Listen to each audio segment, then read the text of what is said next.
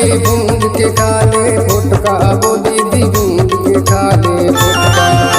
महुआ के चोरान के खा ले भूंज के खा ले फुटका, वो दीदी भूंज के खा ले फुटका।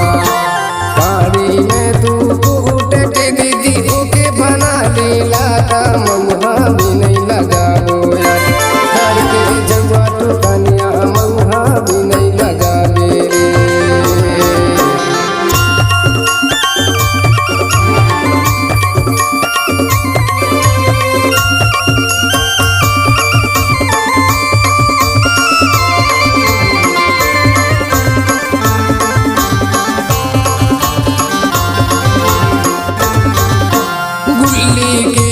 तेल पेराले आवाज खाए के काम है, वो दीदी आवाज खाए के काम।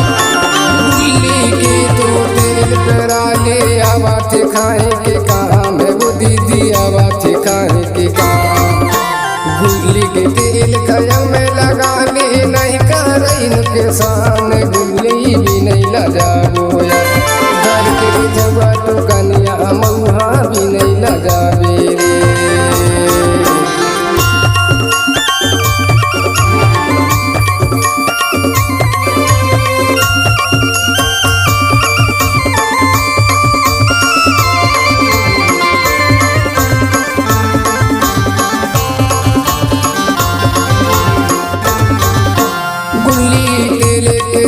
जला ले कर ले पूजा पाठ, वो दीदी कर ले पूजा पाठ।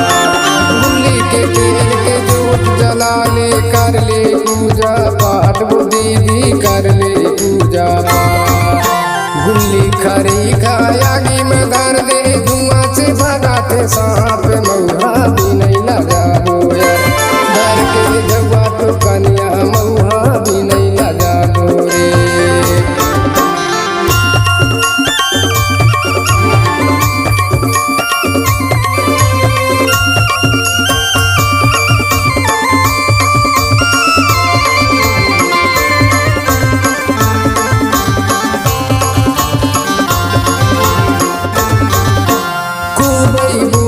मसरी बोटरा खूबई गेहूँ चना, वो दीदी खूबई गेहूँ चना। खूबई मसरी बोटरा खूबई गेहूँ